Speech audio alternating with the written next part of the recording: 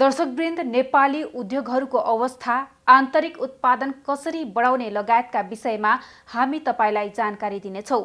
यसैगरी हामीले आज कञ्चनपुर उद्योग वाणिज्य सङ्घले उद्योगीका लागि गरेका प्रयास तथा निजी क्षेत्रको मागबारे हामीले कञ्चनपुर उद्योग वाणिज्य सङ्घका अध्यक्ष जङ्ग बहादुर मल्लसँग संवाद गरेका छौँ।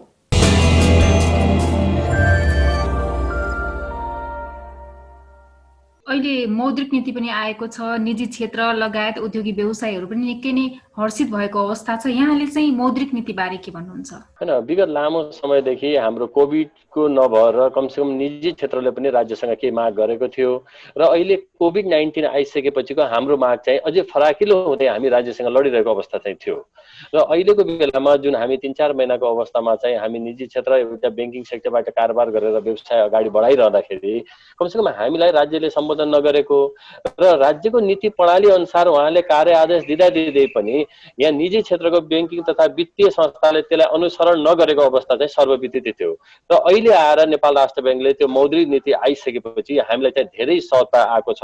र यो मौद्रिक नीति अहिलेको अवस्थालाई मात्र हेरेर नआएर कमसेकम हामी दूरदरारमा बसेर जुन एउटा व्यवसाय गरिरहेका छौँ, उद्योग सञ्चालन गरेका छौँ, त्यो अनुसारको मौद्रिक नीति आयो भने अझै हर्षोल्लास हुन्थ्यो कि भन्ने हाम्रो निजी क्षेत्रको माग। अहिले निजी क्षेत्र लगायत उद्योगी व्यवसायहरू निकै नै हर्षित पनि हुनुहुन्छ। यहाँले भन्न खोज्नु भएको जस्तो दूरदराजमा भएका उद्योग व्यवसायहरू चाहिँ अझै पनि हर्षित हुन सक्ने स्थान देख्नु भएन भन्न खोज्नु भएको कि के हो? हैन, जुन नीति आयो अहिले कोभिड-19 लाई हेरेर एक प्रकारको नीति आएको छ। कोभिडलाई गर्दाखेरि हाम्रो चिजलाई राज्यले सम्बोधन गर्यो। तर मेरो एउटा भनाइ के भने अहिले तपाईहरुलाई थाहा छ कोभिड-19 आइरहँदाखेरि कमसेकम सुदूरपश्चिमबाट म सम्बोधन गरी म बोलिरहँदाखेरि हामीले सुदूरपश्चिमको प्रतिनिधित्व राज्यसँग नपुगेको अवस्था चाहिँ हामीले पाएका छौँ। कोभिड-19 आउँदाखेरि 4 वटा नाकामा कञ्चनपुरको गड्डाचौकी नाकालाई आधिकारिक मानिरहँदाखेरि कमसेकम राज्यले त्यो विभेदपूर्ण नीति अपनायो र त्यसको भुक्तभोगी हामी नै छौँ।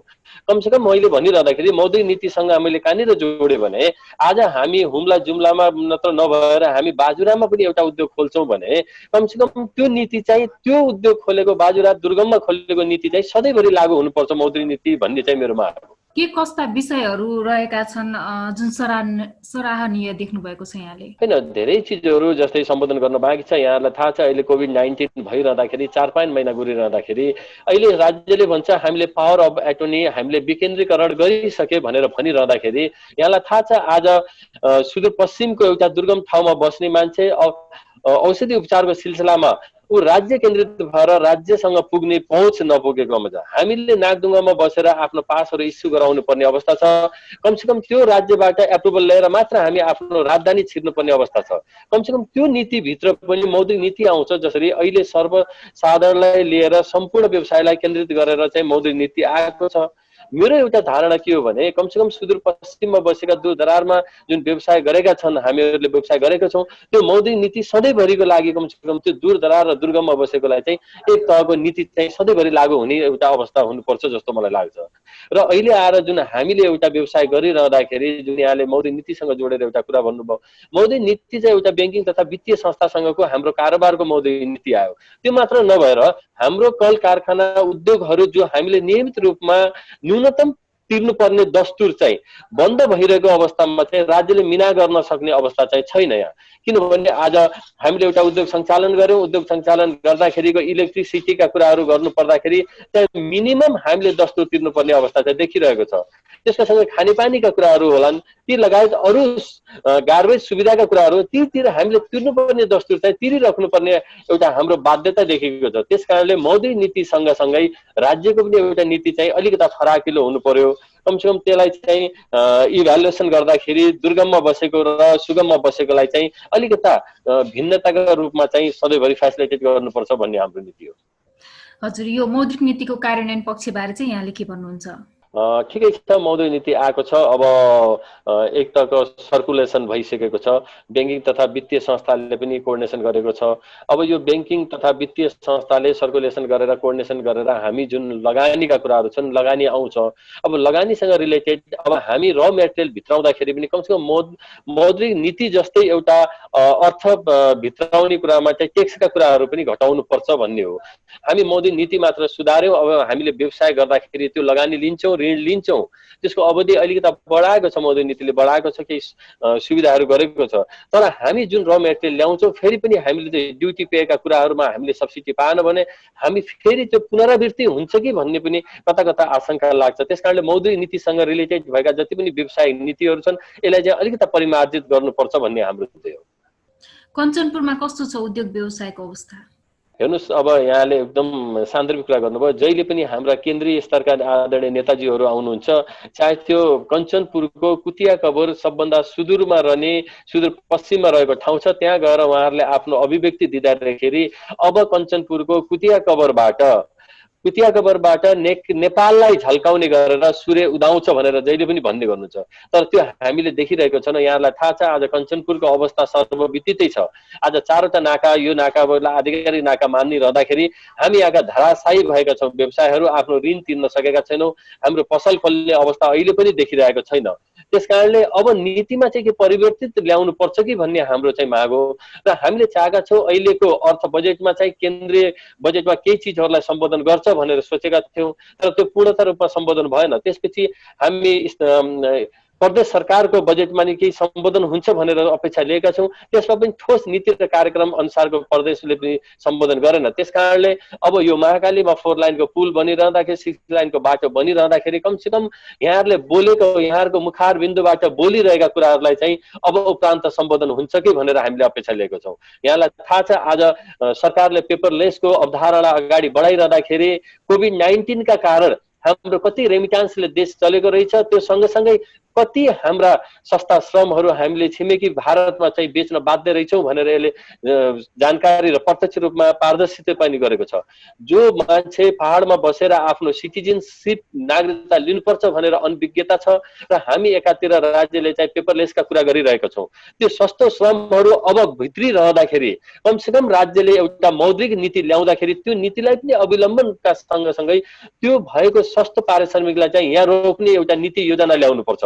चाहे त्यो उद्योग स्थापनाका कुरा हुन्, चाहे त्यो वाणिज्य क्षेत्रलाई विस्तारका कुरा हुन्, चाहे त्यहाँ गर्ने स्वरोजगारका कुराहरू हुन्, यो कुराहरूलाई चाहिँ अब राज्यले ल्याउन सकेन भने एउटा सुदूरपश्चिम मात्र ओझेलमा पर्दैन, समग्र नेपाल नै ओझेलमा पर्ने सर्वविदितै छ। त्यसकारणले हामी अनुरोध गर्न चाहन्छौँ, आज हाम्रो सस्तो श्रम इन्डियामा बेचिरहँदाखेरि यहाँहरूले देख्नु भएको छ आज हजारौं जनताहरू यो बाटो भएर भित्रिए। चाहे त्यो पूर्वको झापाको मान्छे हुन्, चाहे मध्य नेपालको मान्छे हुन्, चाहे सुदूरको मान्छे हुन्, ती मान्छेहरू सस्तो श्रम बेच्न कतै न कतै त बाध्यता त थिए। त बाध्यता भएर अहिले कोभिड-19 गर्दाखेरि भित्री रहँदाखेरि अब राज्यले चाहिँ त्यसलाई अपनाउन सक्नुपर्छ भन्ने हाम्रो चाहिँ ध्येय हो। स्किल डेभलपका कुराहरू हुन्, चाहे निजी क्षेत्रसँग सहकार्य गरेर त्यो स्किल सिकाउने कुराहरू हुन्, चाहे उहाँलाई यहाँ रोजगार दिने कुराहरू हुन्, चाहे उद्योग स्थापनाका कुराहरू हुन्, त्यो कुराहरूलाई स्थापित गर्न चाहिँ हामीले सस्तो श्रमलाई चाहिँ रोक्न सक्नुपर्छ। यही नै हाम्रो निजी क्षेत्रको माग हो। उद्योग सञ्चालनको लागि कञ्चनपुर क्षेत्रमा त्यस जिल्लामा चाहिँ कतिको सम्भावना देख्नुहुन्छ यहाँले? हैन, मैले अघि नै बिन्ती गरिसकेँ। यहाँ हामी धार्मिक पर्यटकीय उद्योगमा निर्भर हुन सक्छौँ पूर्ण रूपमा। हामीसँग धेरै त्यस्ता प्रचुर सम्भावना बोकेका धार्मिक पर्यटकीय गन्तव्यहरू छन् र त्यसको सँगसँगै यहाँहरूलाई थाहा छ अहिले हामी अपी नाम्पा हिमालको कुरा गरौँ, खप्तड रामा रोशनको कुरा गरौँ र एसियाको सबभन्दा ठुलो झुन्डमा पाइने चाहे त्यो बारसिंहेको कुरा गरौँ, ती त एउटा गन्तव्य मात्र हुन्, पहिचान भइसकेका छन्। त्यस्ता प्रचुर पहिचानमा आएका र त्यसलाई हामी उपभोग गर्न नसकेका गन्तव्यहरू पनि छन्। त्यो उद्योग स्थापना गर्न सक्ने सम्भावनाहरू छन्। हामीलाई थाहा छ चुरे क्षेत्रमा हामीले उद्योगहरू स्थापना गर्न सक्छौँ, चाहे त्यो खरी उद्योगहरू हो, चाहे त्यो सिमेन्ट उद्योगहरू हो, चाहे त्यो फलाम खानीका उद्योगहरू, त्यो स्थापना गर्न सक्छौँ। त्यो मात्र नभएर कमसेकम हामीले यहाँ भएका अमूल्य जडीबुटीहरूलाई बिना प्रशोधित गरेर हामीले इन्डिया या अन्य देशमा निकासी गरिरहेका छौँ कि हामी यहाँ उद्योग स्थापना गरेर त्यसलाई युटिलाइज गरेर त्यसको केही परिकार बनाएर हामी त्यसलाई तेस्रो मुलुकसम्म तेस्रो मुलुकसम्म हामी त्यसलाई विस्तार गर्न सक्छौँ तर राज्यको एउटा नीति र प्रणाली मात्र हुनु पर्यो। र हामीलाई मैले अघि नै बिन्ती गरिसकेँ, आज कञ्चनपुरमा आएर कुनै पनि आदरणीय नेताजीहरूले पनि यहाँ बोलिरहँदाखेरि अब सुदूरपश्चिमबाट सूर्य उदाउँछ भनेर भनिरहँदाखेरि हामी गर्वले गीत भइरहेको छौँ। तर कोभिड-19ले देखायो जहाँ कि हामी आधिकारिक रूपमा पनि आज हामीले महाकालीको कञ्चनपुरलाई लिन नसक्दाखेरि कमसेकम कोभिड-19को कारणले आधिकारिक 4वटा नाकामा चाहिँ यस्तो अवस्थामा कोभिड-19को बेलामा दुःख परेको बेलामा सङ्कटको बेलामा चाहिँ राज्यले एउटा चुनिदियो हामीलाई एउटा गर्वको विषय हो। र गर्वको विषय म यो कारणले भन्न सक्छु कि आदरणीय नेताजीहरू हिजोको दिनसम्म उहाँहरूले सूर्य पश्चिमबाट उदाउँछ भनिरहँदाखेरि कमसेकम उहाँहरूले विकासमुखी रूपमा चाहिँ उहाँहरूले सम्बोधन गर्न नसके तापनि कमसेकम एउटा पीडामा परेको बेलामा चाहिँ कञ्चनपुरको नाका पनि इन्डियासँग सहज रहेछ, त्यस कारणले चाहिँ यो नाका उपभोग गर्नुपर्छ भनेर जुन सम्बोधन गरिदिनु भयो त्यसको लागि म व्यक्तिगत रूपमा पनि कृतज्ञता आभार गर्न चाहन्छु। र यति मात्र हुँदैन, आदरणीय नेताजीहरू र ब्युरोक्रेसीज्यूहरूलाई पनि म अनुरोध गर्न चाहन्छु, हामीसँग जोडिएको सीमासँग जोडिएको इन्डियाको एउटा ठुलो ह्युज भल्युममा जहाँ हजारौँ उद्योगहरू स्थापना भएको छौँ, 10औं वर्षको लागि त्यहाँ ट्याक्स फ्री जोनको रूपमा स्थापना भएको छ। त्यो सामान हाम्रो बोर्डरदेखि लिएर 30 किलोमिटरको दूरीमा उत्पादन भइरहँदाखेरि त्यो सामान कमसेकम हामी 30 किलोमिटर दूरीमा रहेको उपभोग गर्ने उपभोक्ताले उपभोग गर्नु पहिला झापामा बसेको एउटा आम नागरिकले उपभोग गर्छ। किन दुर्दशा त हाम्रो? आज हामी यो बाटो उपभोग गरेर भित्राउन नसक्दाको दुर्दशाले गर्दा पनि हामी आखिर 30 किलोमिटरको दूरीमा बस्ने मान्छेले जुन सामान उपभोग गर्छौँ त्यसको कस्टिङ र झापामा बस्ने यहाँबाट हजारौँ मिल दूरी बस्ने मान्छेको कस्टिङ हेर्ने भने हामीभन्दा सस्तोमा हामीसँग 30 किलोमिटर दूरीमा उत्पादन भएको वस्तु उहाँले उपभोग गरिरहनु भएको छ। यो पनि एउटा कता न कता पीडा र विडम्बना हो। त्यसकारणले आज हामीसँग राज्यको ठुलो लगानी अरबौं रुपियाँको एउटा लगानीमा आज महाकालीमा पुल बनिरहेको छ। त्यसले भोलिको दिनमा चाहिँ सुदूरपश्चिमको मुहार मात्र नफेरेर देशको एउटा मार्गदर्शकको रूपमा मुहार फेर्नेछ भन्ने हामीले अपेक्षा लिएको छौँ। त्यसकारणले म अनुरोध गर्न चाहन्छु सम्पूर्ण आदरणीय नेताजीहरूलाई कमसेकम यो एउटा बेलामा यो बाटोलाई यो कोभिडको बेला चाहिँ एउटा सहज तरिकाले उपभोग गरिदिनु पर्यो भन्ने मैले अनुरोध गर्न चाहन्छु। हजुर, व्यवसायको लागि सरकारले हेर्ने दृष्टिकोण यहाँले कस्तो पाउनु भएको छ त? हेर्नुहोस्, अहिले कोभिड आयो, कोभिड आएपछि हामीले केही बोलेका चिजहरू राज्यले अनुभूति गरेको छ र अहिले 2/3 राज्यको एउटा सरकार बनिरहँदाखेरि हामीले पनि व्यवसायलाई एउटा हर्ष उल्लास जागेको थियो। कमसेकम हामीले एउटा आभास, हाम्रो नेतृत्व सही एउटा नेतृत्व आयो, पूर्ण सरकार आयो, त्यसकारणले हामीलाई केही व्यवसायमा राहत आउँछ भनेर सोचेका थियौँ। तर त्यसको चाहिँ हामीले परिकल्पना गरे अनुसारको त्यो राहत पाउन असक्षम भयौँ। हामीले चाहिँ स्थानीय तह, वडा तह र केन्द्रीय तह, प्रदेश तह र केन्द्रीय तहमा लगायत हामीले राज्यले विगतदेखि तिरिरहेको ट्याक्स लगायत यी दिन प्रतिदिन थपिँदै गए। ती मात्र नभएर हामीले व्यवसायले जहिले पनि हामीले बाँकी चिजहरूमा पनि हामीले सहयोग पुर्याइरहेका छौँ र अहिले हामीले जुन राज्यबाट प्रत्यक्ष रूपमा सहयोग पाउनु पर्ने हो त्यो कोभिड पछिको अवस्थामा अहिले कोभिड पूर्ण रूपमा नखुले तापनि हाम्रो मागहरूलाई चाहिँ स्थानीय तह प्रदेश सरकारले चाहिँ सम्बोधन गरेको चाहिँ हामीले पाएका छैनौँ। त्यसकारणले हाम्रो एउटा माग यो मात्र हो कि हिजोको दिनमा राज्यमा सङ्कट पर्दाखेरि निजी क्षेत्रको भूमिका के छ भनेर प्रष्ट रूपमा देखिरहेको अवस्था कमसेकम निजी क्षेत्र बिना राज्यको कुनै चिज पनि सम्बोधन हुन सक्दैन, अगाडि बढ्न सकिँदैन भनेर यहाँले अनुभूति गरिरहँदाखेरि कमसेकम अहिलेको अवस्थामा चाहिँ राज्यलाई केही वर्षका लागि कमसेकम निजी क्षेत्रलाई चाहिँ त्यो ट्याक्स जोन फ्रीको रूपमा चाहिँ लिदिनुपर्छ र हामीलाई सम्बोधन गर्नुपर्छ भन्ने माग हो। अब कस्तो योजना लिएर अघि बढ्नुपर्छ त? हेर्नुहोस्, सर्वप्रथम त हामी निजी क्षेत्र लगानी लगाउन हामी तत्पर छौँ र हामीलाई एउटा शान्ति वातावरणको अनुभूति चाहियो। हामी निजी क्षेत्र आज कुनै दूर दरारमा गएर हामी एउटा उद्योग खोल्न चाहन्छौँ भने सर्वप्रथम त्यहाँ मार्ग हुँदैन, बाटो हुँदैन, त्यसपछि बिजुलीको फेसिलिटी हुँदैन, हामी ब्याङ्किङ तथा वित्तीय संस्थाले त्यहाँ गएर हामीलाई ऋण प्रवाह गर्ने एउटा वातावरण सिर्जना हुँदैन र हामीसँग ती विविध कारणले गर्दाखेरि हामीसँग पोलिसी बन्दैन। हामी एउटा दुर्गम ठाउँको आइडेन्टिटीका सँगसँगै त्यहाँ रहेको रोजगारलाई चाहिँ हामी युवा शक्तिलाई रोजगारमुखी बनाइरहँदाखेरि हामीलाई त्यहाँ कुनै तरिकाले राज्यले ड्युटी फ्री या ट्याक्स फ्री रूपमा चाहिँ सम्बोधन गरेको छैन। यहाँहरूलाई थाहा छ आज तेस्रो मुलुकमा जुन मान्छेले ट्याक्स तिर्छ त्यसलाई चाहिँ कुनै न कुनै राज्यले आइडेन्टिटी एउटा कार्ड दिइरहेको हुन्छ, जो राज्यले एउटा मेरो अभिन्न अङ्ग हो त्यस कारणले यसलाई मैले यो आइडेन्टिटी दिएको हुँ भनेर पहिचान पत्र दिन्छ। तर त्यहाँ पहिचान पत्र हामीले पाएका छैनौँ। हामीलाई जहिले पनि सम्बोधन गर्दाखेरि यी व्यवसायहरू चोर हुन्, यी फटा हुन्, यिनीहरूले ट्याक्स चोर्छ सबै। हाम्रो धर्म हो हामीले ट्याक्सबाट केही रकम बचाएर हामीले आफ्नो नाफा आय गर्ने। तर यहाँहरूलाई त्यो मात्र होइन, तर यहाँहरूलाई पनि एउटा अनुभूति के हुनुपर्छ भने आज राज्यले तिरेको ट्याक्सबाट हामीले देश सञ्चालन गरिरहेको छौँ, न कि रेमिटान्सले मात्र हामीले देश सञ्चालन गरिरहेका छौँ भनेर।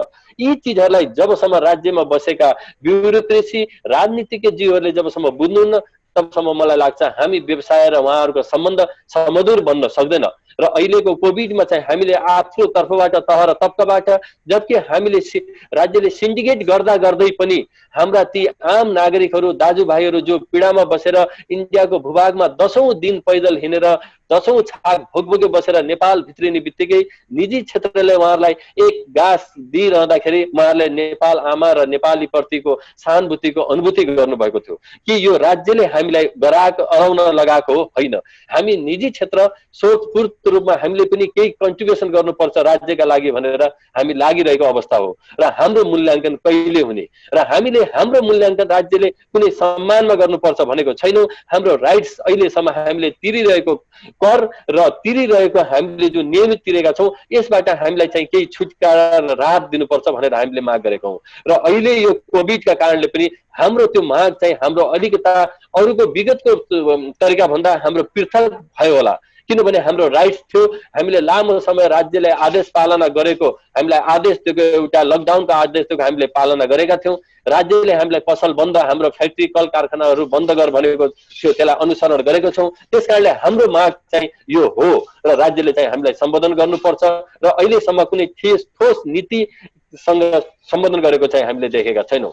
यहाँलाई थाहा छ अझै हजारौं जनाहरू नेपालमा भित्रिरहँदाखेरि सस्तो श्रम बेच्न बरु हामी नेपालमा बेच्छौँ, हामी इन्डियामा जाँदैनौँ भनेर उहाँले बाचा गरिरहेको अवस्थामा अब रेमिटान्सले मात्र होइन हाम्रो यो शुभ अवसरलाई चुनौती मात्र नभएर यो शुभ अवसरलाई चाहिँ राज्यले अनुसरण गर्नुपर्छ, व्यवसायसँग हातेमालो गरेर अबको समृद्धि नेपाल बनाउनमा अगाडि बढ्नुपर्छ भन्ने हाम्रो माग हो र राज्यले सम्बोधन पनि गर्नुपर्छ भन्ने हाम्रो ध्येय पनि हो। हजुर, यहाँहरूले विशेष गरी महासंघले व्यवसायको लागि कस्ता कार्य गर्यो त यो समयमा? होइन, राज्य हाम्रो महासंघले हेर्नुहोस् यहाँले देख्नुहुन्छ हाम्रो महासंघले एउटा ठुलो ह्युज भोल्युमको एमाउन्ट चाहिँ हाम्रो राज्यलाई एउटा दिएको छ महासंघले चाहिँ। त्यसको सँगसँगै हाम्रा जति पनि जिल्ला नगर उद्योग वाणिज्य सङ्घ छन् हामीसँग सदैव सहकार्यको भूमिका निर्वाह गरेर उहाँहरू प्रत्येक दिन जिल्ला नगर उद्योग वाणिज्य सङ्घलाई एउटा गाइडलाइनमा चाहिँ हामीले राज्यलाई सघाउनुपर्छ र यस्तो कोभिड-19 को बेलामा हामीले हाम्रो तर्फबाट निजी क्षेत्रको तर्फबाट राज्यको भन्दा पनि हामीले अगाडि सडेर हाम्रो भूमिका निर्वाह गर्नुपर्छ भनेर उहाँहरूले हामीलाई जहिले पनि हाम्रो वार्तालाप भइरहेको छ र हामी त्यो अनुसार पनि अगाडि बढ्यौँ। त्यति मात्र नभएर हाम्रो जिल्ला नगर उद्योग वाणिज्य सङ्घको हाम्रो आफ्नै तरिकाको भूमिका छ। हामीले हाम्रो भूमिकालाई निर्वाह गर्दा गर्दै यहाँहरूले देख्नुभयो हामीले निजी क्षेत्रको तर्फबाट र कञ्चनपुर उद्योग वाणिज्य सङ्घको पहलमा यो नाकामा आधिकारिक नाका बनिरहँदाखेरि हामीले यो बाटो भित्रिने हाम्रा मार्फतका जति पनि व्यवसायहरू छन् उहाँलाई सहकार्यको भूमिका निर्वाह गर्यौँ। चाहे त्यो यातायातको विषयमा होस्, चाहे त्यो अन्य व्यवस्थाको विषयमा होस्, चाहे सुलभ पसल सञ्चालनको विषयमा हुन्, चाहे यहाँबाट आउने मान्छे अल्पत्र गरेको विषयमा हो, हामीले हाम्रो भूमिका निर्वाह गरेका छौँ। हामीले कसैको चुलो निम्न दिएका छैनौँ, कसैलाई भोको नाङ्गो बस्न दिएका छैनौँ। हामीले उहाँको घर दैलोमा गएर एक छाक भए तापनि हामीले खाना र उहाँलाई रहन र खानाको व्यवस्था मिलाएका छौँ। यो हाम्रो दायित्व हो, राज्यले हामीलाई कुनै तरिकाको हामीलाई आदेश गरेको होइन। त्यसकारणले म अनुरोध गर्न चाहन्छु राज्यको मात्र भूमिका नभएर निजी क्षेत्रको मात्र, हाम्रो निजी क्षेत्रको पनि केही भूमिका र कन्ट्रिब्युसन थियो, हामीले त्यसलाई अगाडि सार्यौँ र अब हाम्रो माग हो कि हामीले निजी क्षेत्रले पनि राज्यसँग केही माग्नुपर्छ र हाम्रो मागलाई राज्यले सम्बोधन गर्नुपर्छ भन्ने हो। हिजोको दिनमा हामीले 4-4 महिनादेखि हामीले हाम्रो कल कारखानाहरू बन्द गरिरहँदाखेरि आजसम्म पनि राज्यको कुनै ठोस नीति र कुनै व्यक्ति आएर हामीलाई भनेको छैन तपाईँको घर दैलो र तपाईँको कल कारखानामा कतिवटा नोक्सान भयो। यहाँहरूलाई थाहा छ हाम्रो दक्ष कामदारलाई हामीले हिजोको दिन 4 महिना 5 महिना बन्द भइरहँदाखेरि आज हामी निकाल्न सक्ने अवस्था छैन, किनभने हामीले त्यो सञ्चालन गर्ने उद्योग पुनरावृत्ति भएर पुनः सञ्चालन गर्नुपर्ने भएको छ।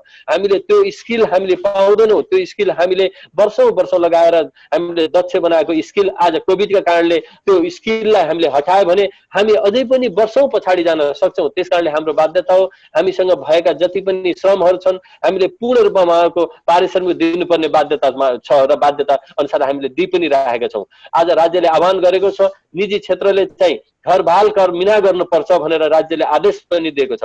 ठिक छ, उहाँहरूको आदेश हामी पालन गर्छौँ। हाम्रो ब्याज मिना गर्नुपर्छ भनेर कुन राज्यले बोलेको छ र कुन राज्यलाई हामीले सम्बोधन गरिरहँदाखेरि उहाँले हाम्रो भाषालाई सम्बोधन गर्नुभएको छ, हामीले त्यो पाएका छैनौँ। त्यसकारणले हाम्रो ठुलो विडम्बना के भने राज्यको आदेश बिना हामीले हाम्रो नेपालीपन देखायौँ र हाम्रोपन देखाएर हामीले व्यवसाय रूपमा चाहिँ अघि सरेर जुन राज्यलाई सघायौँ, यो नै हाम्रो विडम्बना रहेछ भन्ने हामीले अनुभूति गरेका छौँ। यहाँलाई थाहा छ, अहिले चाडपर्वको मुखमा हामीले विगत लामो समयदेखि कतिपय सामानहरू डम्पिङ राखेका थियौँ। सिजनको हिसाबले त्यो सामानहरू हाम्रो यार्डभित्र डम्पिङ राखिरहँदाखेरि त्यो सामानको पनि एउटा सिजन हुन्छ बेच्ने, त्यो सिजन गइरहँदाखेरि अब त्यो अर्को सिजनमा नयाँ भेराइटीको सामान आउँदाखेरि त्यो ठुलो एमाउन्ट हाम्रो डम्पिङ रहेको छ। त्यसको पनि हामीलाई इन्ट्रेस्ट कता न कता लागेको छ। हामीले 4 महिनासम्म, यहाँलाई थाहा छ, लकडाउनको बेलामा हामीले पसल खोलेका छैनौँ। यहाँ पसलमा सामानहरू अल्पत्र परेका छन्। अहिले बाढी पीडितमा कतिपय पसलहरूमा पानी पसेर सामानहरू बिग्रिरहेको अवस्था छ। एकातिर हामीले पसल खोल्नुपर्छ भन्दाखेरि राज्यको शक्ति आएर चाहिँ बन्द गर्नुपर्छ कोभिडको बेलामा भनेर भन्दा हामीले राज्यको शक्तिको पालना गर्यौँ। यो पनि राज्यले कता कता नबुझेको अवस्था चाहिँ हामीले पाएका छौँ। त्यसकारणले हाम्रो अनुरोध के हो भने हामीले धेरै चिजहरू माग गरिरहनु भन्दा पनि हामी निजी क्षेत्र लगानी लगाउन तत्पर छौँ। हामीलाई निजी क्षेत्रलाई लगाउने एउटा वातावरणको सिर्जना गरिदिनु पर्यो, वित्तीय संस्थासँगको सहजता, र हामी एउटा निजी क्षेत्रलाई केही समयसम्मका लागि पनि ट्याक्स फ्री जोनको रूपमा चाहिँ अगाडि सार्नु पर्यो। हामी न कि यहाँ उत्पादनमुखी शक्तिहरूलाई फेरि उत्पादन गरेर दक्ष बनाएर हामी भारत या तेस्रो मुलुकमा पठाउन चाहिँ हामी चाहँदैनौँ। त्यसकारणले सुदूरपश्चिमलाई ठोस नीतिका साथ दुर्गम एरियामा एउटा राज्यको लगानीमा, प्रत्यक्ष लगानीमा एउटा ठुलो उद्योगहरू स्थापना गर्नुपर्छ भन्ने हाम्रो माग हो। हजुर, अबको दिनमा कतिको चुनौती छ त? हेर्नुहोस्, दिन प्रतिदिन चुनौती बढ्दै गइरहेको छ। यहाँलाई थाहा छ, हिजोको दिनमा मैले यहाँलाई अनुरोध गरिसकेँ, केही दिन अगाडि चाहिँ हामीले चाहिँ अब लकडाउनलाई चाहिँ अलिकता खुकुलो बनाउनु पर्छ भनेर जुन राज्यले सम्बोधन गरिरहँदाखेरि आजको दिनमा चाहिँ दिन प्रतिदिनमा 10औं जनाको रूपमा चाहिँ बढिरहेको छ। हाम्रो अहिले कोभिड-19ले गर्दाखेरि जुन हामी एक्सुलेटरदेखि लिएर जुन हामी एउटा नियमित चेक जाँचका प्रणालीहरूलाई पनि पूर्णता दिन सकेका छैनौँ। हाम्रो नेपाल जस्तो सानो मुलुकमा जहाँ हामी स्वास्थ्यको अनुभूति गर्न सकेका छैनौँ। हामी आज, मैले भने, आज कञ्चनपुरमा बसिरहँदाखेरि एउटा महाकाली अञ्चल अस्पताल बाहेक हामीसँग विकल्प छैन। त्यसकारणले हामी त्योभन्दा विकल्प खोज्न हामी छिमेकी जिल्लामा जाँदाखेरि पनि त्यहाँको जिल्ला प्रशासनको पर्मिसन लिनुपर्ने, त्यहाँको पुलिसका छेकबारलाई हामीले काटेर जानुपर्ने, या आफ्नो पहिचानमा धेरै अगाडि सरेर बताउनु पर्ने, यी आम जनतालाई चाहिँ त्यो अनुभूति हामीले पाइरहेका छौँ। त्यसकारणले हामीले एउटा चिज मात्र के जानेका छौँ भने कमसेकम नेपालको भूपरिवेष्टित देशमा हामी नेपालको एक ठाउँबाट अर्को ठाउँमा जाँदाखेरि हामी जुन तरिकाले राज्यले आज चाहिँ कोभिड-19 सकियो भनेर जुन सम्बोधन गरिरहेको अवस्था चाहिँ हामीलाई त्यहाँ जाने सहज वातावरणको सिर्जना किन बनाइदैन? हामी यातायात सञ्चालन गर्न तयार छौँ, हामी कल कारखाना सञ्चालन गर्न तयार छौँ, हामी डिस्टेन्स मेन्टेन गर्न तयार छौँ, हामी राज्यको नियमलाई पालना गर्न तयार छौँ। तर राज्यले हामीलाई ठोस नीतिका साथ अब तपाईँहरू ढुक्क भएर चलाउनुहोस्, केही पर्यो भने स्वास्थ्यका हकमा चाहिँ राज्य अगाडि सर्छ भनेर सम्बोधन गरिरहेको अवस्था छैन। त्यसकारणले हामी दिन प्रतिदिन परजीवी निर्वेद भइरहेका छौँ। अहिलेको अवस्थामा पनि हामीसँग सस्तो श्रम हुँदाखेरि सस्तो श्रमको उपभोग गर्न सकेका छैनौँ। यहाँलाई थाहा छ, हामीसँग सुदूरपश्चिमको हकमा कुरा गर्ने 50औं इटा उद्योगहरू छन्, जहाँ चाहिँ हजार मजदुरहरू यहाँ प्रत्यक्ष रूपमा कामदारको रूपमा काम गर्छन्। तर एउटा विडम्बना, राज्यले ठोस नीतिका सँग त्यहाँ स्किल डेभलप गर्न सकेको छैन। त्यहाँ अहिले पनि ती मजदुरहरू भारतबाट आएर यहाँ मजदुर गरेर जो राज्यसँग कुनै लाइबिलिटी हुँदैन, कुनै दायित्व हुँदैन, उहाँहरूले लिएको पैसाको कुनै ट्याक्स तिर्दैन। त्यसकारणले उहाँहरू यहाँ हाम्रो भूभागमा बसेर आफ्नो श्रम बेचेर हाम्रो पैसा लगेर जाने गर्नुभएको छ। कमसेकम अहिले नेपालमा भित्रिरहेका ती सस्ता श्रमहरूलाई रोकेर कमसेकम त्यो स्किल मात्र सिकाउन सक्यो भने मलाई लाग्छ अरबौं रुपियाँहरू हामी त्यसरी नै रोक्न तयार हुन्छौँ र स्वावलम्बी नेपालीको एउटा पहिचान दिन सक्छौँ, जसले नेपालीमा एउटा ट्याक्स फेयरको रूपमा पनि आफूलाई उभ्याउन सक्छ। त्यसकारणले यी धेरै सम्भावनाहरू छन्। यहाँलाई थाहा छ, हामीसँग सुदूरपश्चिममा मैले अघि नै भनिसके धार्मिक पर्यटकीय सम्भावना बोकेको धेरै ठाउँहरू छ। यहाँलाई थाहा छ खप्तड एउटा आफैमा सौन्दर्य हो, अपी नाम्पा हिमाल पनि आफैमा सौन्दर्य हो। आज रामा रोशनको कुरा गरौँ त्यो पनि सौन्दर्य हो। राज्यले आज तेस्रो मुलुकको एउटा पर्यटक आज धनगढीको कैलाली एयरपोर्टमा झर्दाखेरि नेपालीलाई लाग्ने दस्तुर भन्दा 4 गुणा दस्तुर तिरेर उहाँ चाहिँ अपी नाम्पा हिमाल खप्तडदेखि लिएर आज महाकालीको आज महाकालीको आज नेसनल पार्कलाई हेर्न आउने अवस्था छ। के उसलाई त्यति आवश्यकता छ त त्यो तिर्नु आवश्यकता छ?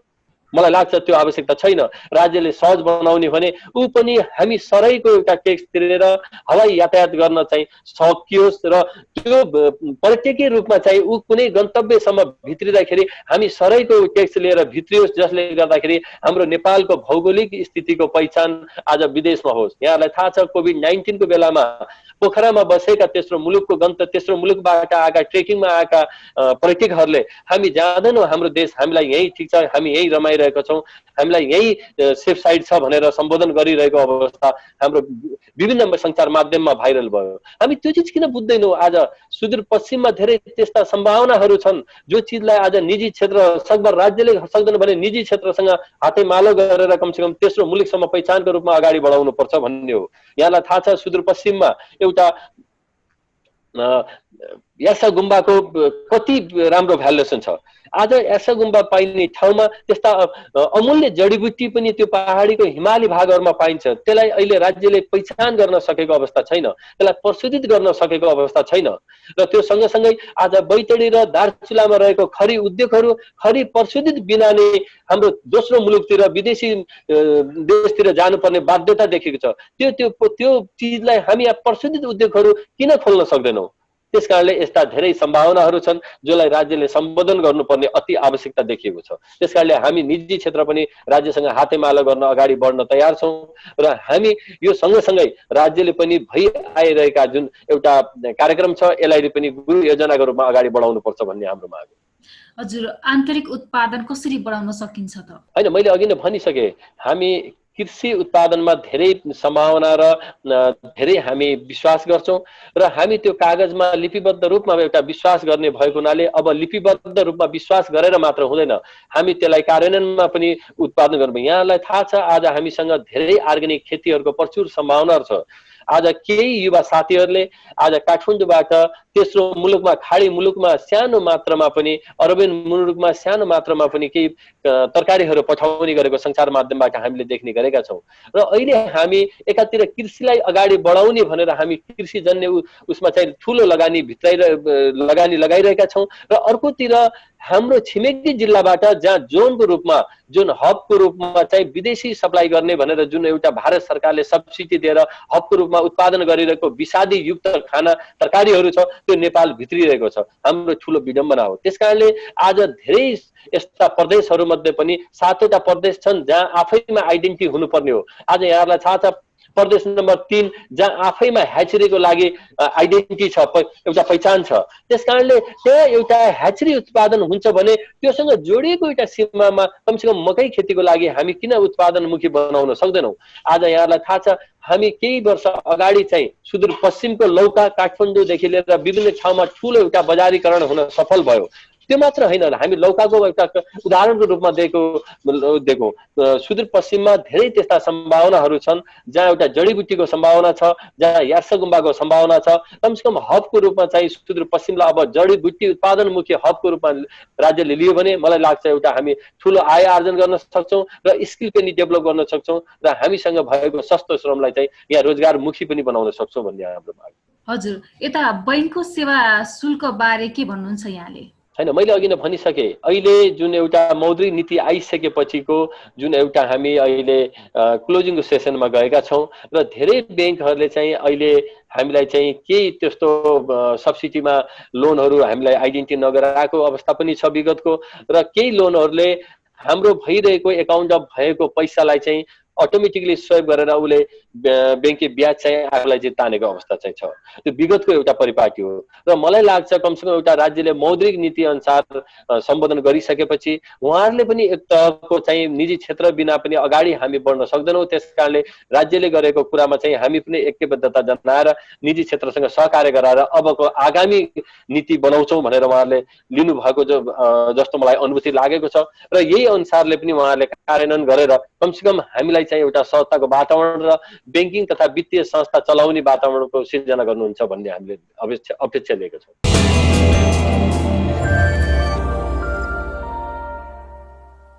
दर्शकवृन्द, हामीले कार्यक्रम मार्फत तपाईहरूलाई अर्थतन्त्रका विभिन्न क्षेत्रको अवस्थाबारे जानकारी दिँदै आएका छौँ। हेर्दै रहनुहोला business plus television, business plus, business first. नमस्ते।